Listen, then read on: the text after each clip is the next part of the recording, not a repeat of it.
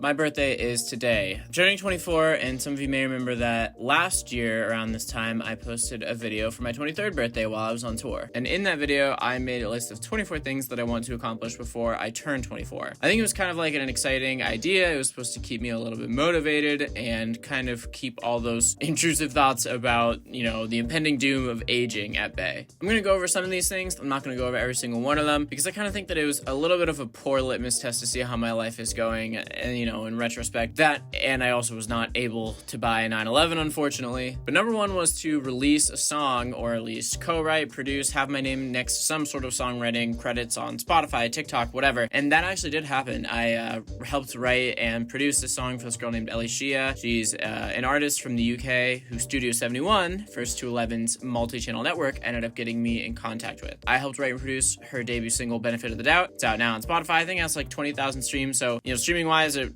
wasn't some Charlie Puth see you again type numbers like I was hoping, but I'm very happy that it happened. And I'm also very happy for Ellie that she kind of got the ball rolling on her original career. She definitely has been focusing a lot more on covers because of me pushing her to do more covers, but I'm happy that she was kind of able to accomplish a goal for herself. So we both got to cross things off our turning 24 bingo cards. I was also able to produce some content for this creator named Larissa Olivier. Some of you guys might know her, be subscribed to her. She's a really awesome guitarist in Brazil, I believe, and that was a bit more tiring and frustrating, but it was still a good experience. Number two is I wanted to have a better idea of where I was going to be geographically, and that was definitely very accomplished. I was able to buy a house at 23, which was a pretty big life milestone, I would say, and it kind of locked me into being in Erie for the short term, medium term, I don't know what you want to call that, but it kind of gave me the peace of mind of just knowing like I'm here to stay with First to 11 while we, really make this like the long-term thing for us. And also, I don't know if I'm allowed to say this, but some other people in First to 11, let's just say, have also made the choice to buy a house and kind of plant ourselves here for a little bit, hopefully to allow us to one day relocate and have that financial freedom if we so choose to do. Number three was that I wanted to have my online guitar course come out and kind of supplement some of my income. I thought that'd be really nice, and I thought it'd be nice to just kind of transition to teaching online and getting to connect with more people around the globe who are fans of First 11, rather than just kind of focus all my attention on in-person lessons here in Erie. And I was proud of myself because that did come out, and it was a lot of work. It sadly did not reach the financial goal that I was hoping it would, but I'm proud of myself because I did a lot of work for that. I mean, I did the entire 130-page script for that. I filmed the whole thing. I edited the whole thing. I made all the graphics. I designed the website. I did the promotional materials. Sadly, it just turns out that when you've one person doing the whole thing, it gives other companies who have maybe more than one person who are also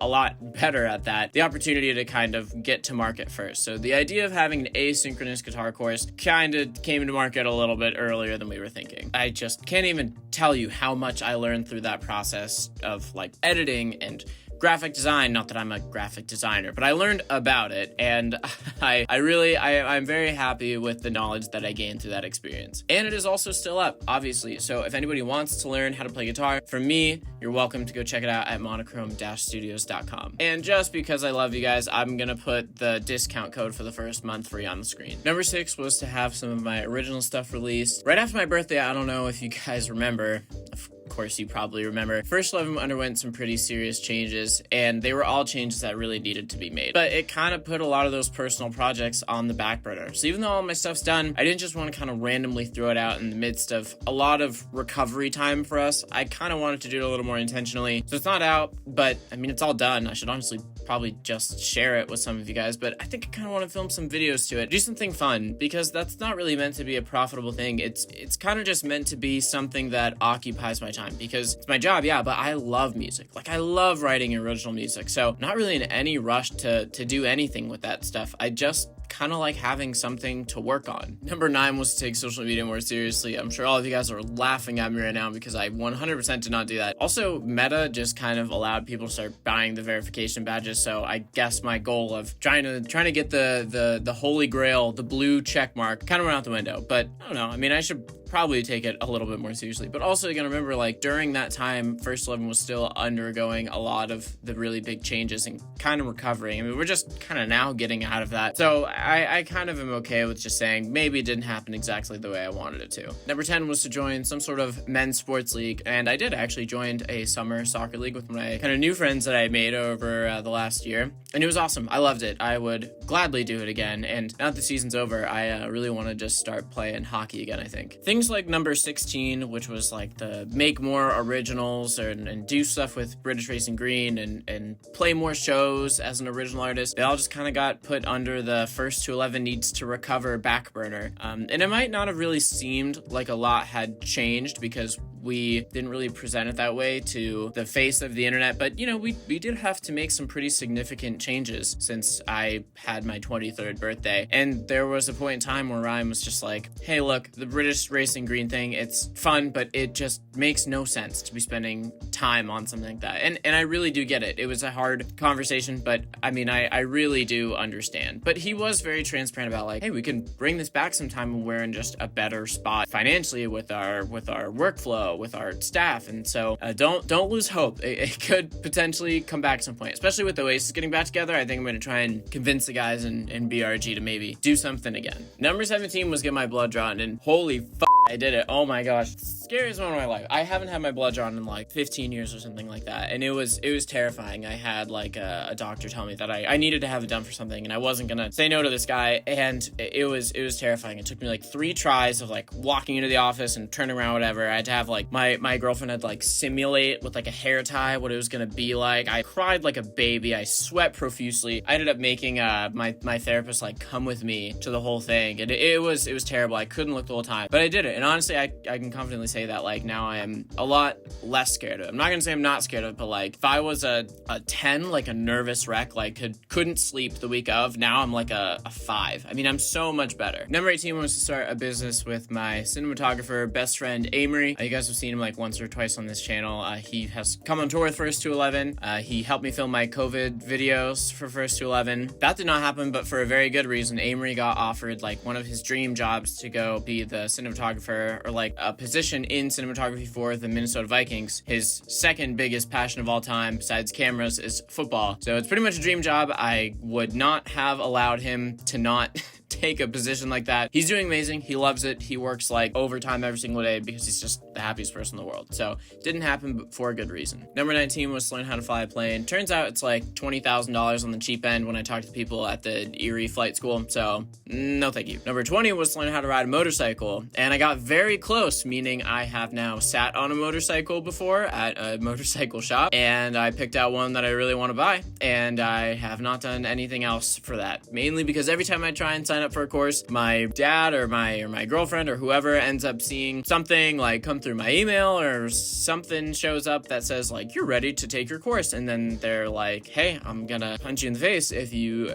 learn how to ride a motorcycle. And I'm too scared to stand up to those people because they're kind of right. It's really dangerous, but it'll happen. Number 22, obviously it couldn't be a Sam Gilman video without talking about some kind of car. My dream car, the 911. I wanted one. I actually had one lined up, and I had like the money ready, and then I just got too scared. I kind of got peer pressured out of it a little bit by some friends and family, which is absolutely for the best. I'm very happy I did not do that at the time. I need to just be patient, but don't think that I don't still spend like literally every night. My routine is just to go on all the auto traders and auto list and Carfax, whatever, and just see what's available. And I always send them to my friends and annoy them and pretty much never get responses from them because it's like an everyday thing. But here's one that I really want right now, so nobody take it. Number 23 was get involved in real estate. I actually did do that. I helped purchase this apartment complex on the east side of Erie, and I'm very happy with it. I'd really like to do more with that, so check. Okay, now we're on to 24. Time to get a little bit more serious. So this was probably the hardest year of my life, to be honest, and I'm not trying to be dramatic or anything, but I can pretty confidently say, like, bar none, that it was definitely the most emotional battery, emotional trauma, emotional abuse, whatever you want to call it, that I've kind of endured. Like, in my entire life, it's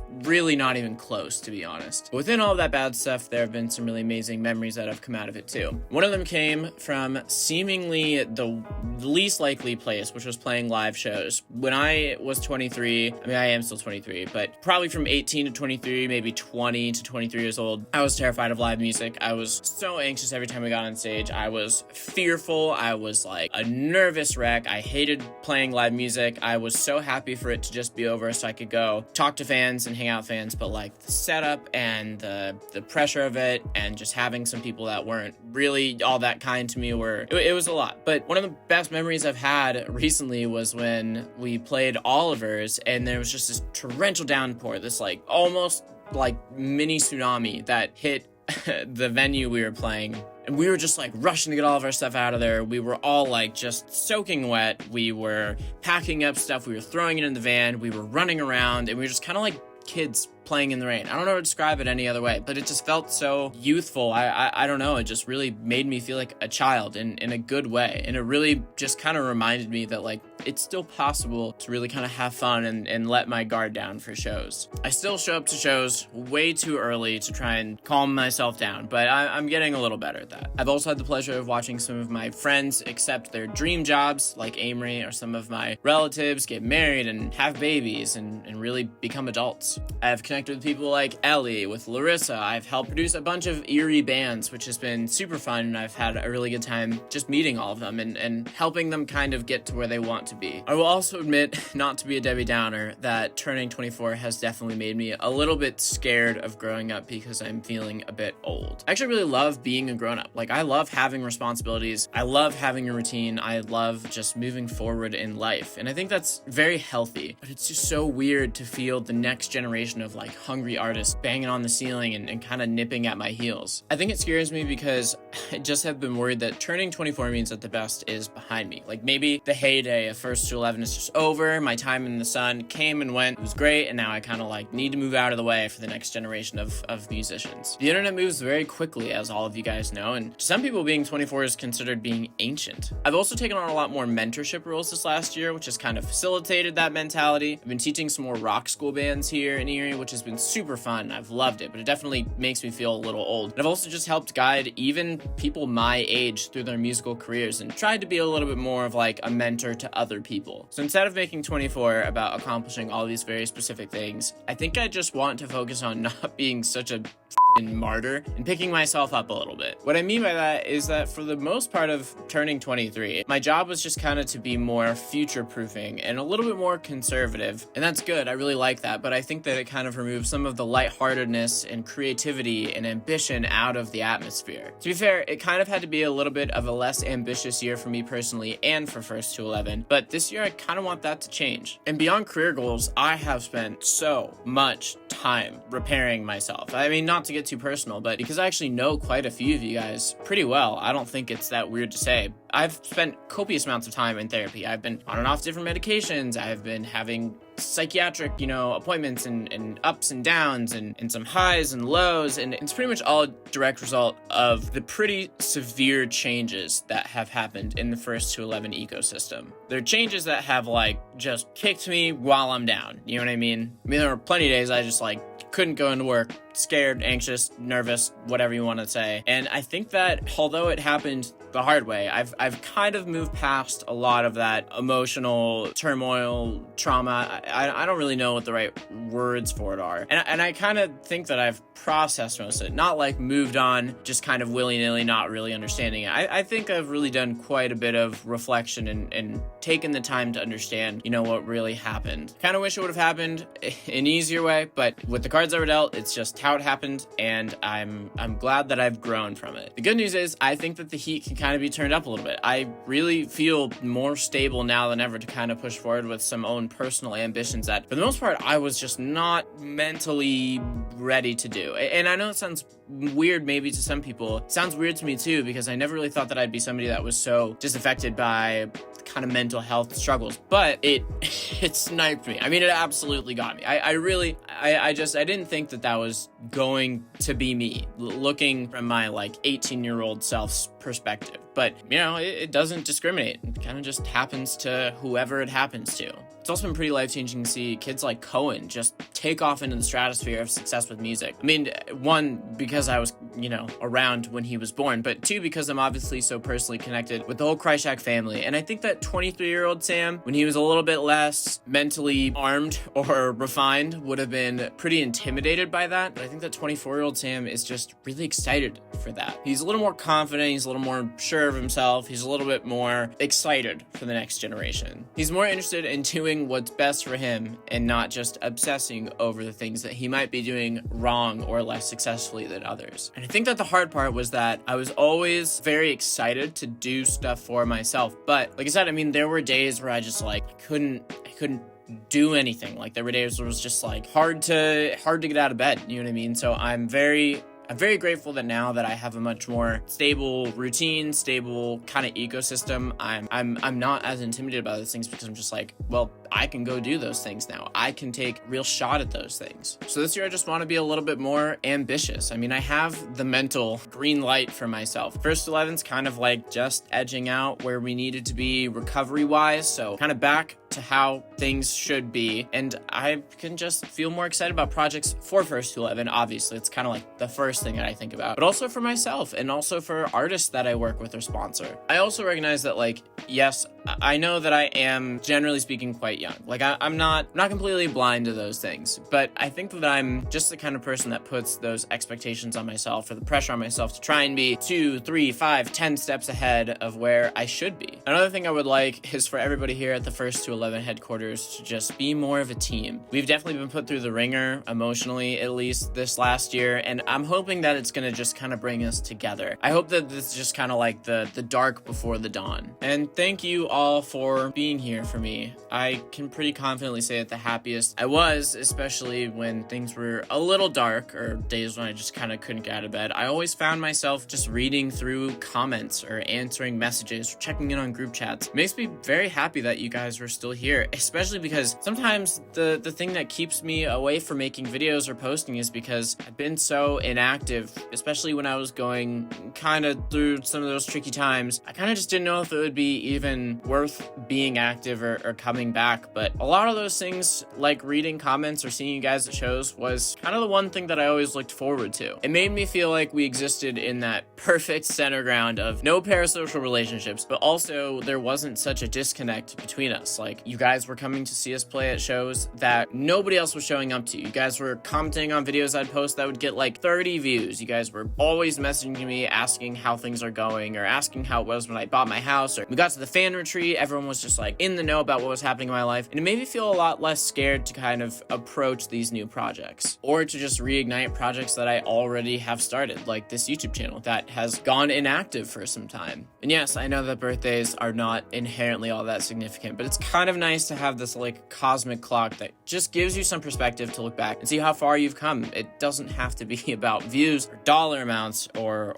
likes, but it can also just be how much you've grown as a person. So let's get hungry for season 24 of Sam Gilman's life, I guess. But let's keep things moving. Let's do some really cool First to 11 projects. Let's get some Sam Gilman projects out the door, or at least in motion, and let's just get some other really awesome things going for some other really talented creators. So thank you all very much, and I hope you have a great trip around the sun.